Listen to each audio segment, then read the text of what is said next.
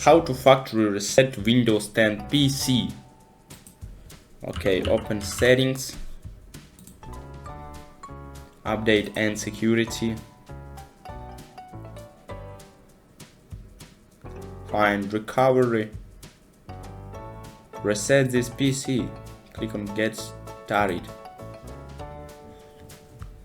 You can choose between keep my files and remove everything. If you click on keep my files, you remove apps and settings but keeps your personal files. Or if you click remove everything, removes all of your personal files, apps and settings.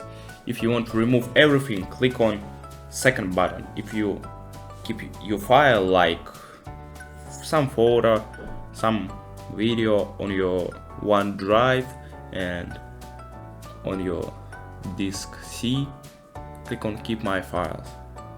Okay guys, that is all I want to tell you. Have a nice day.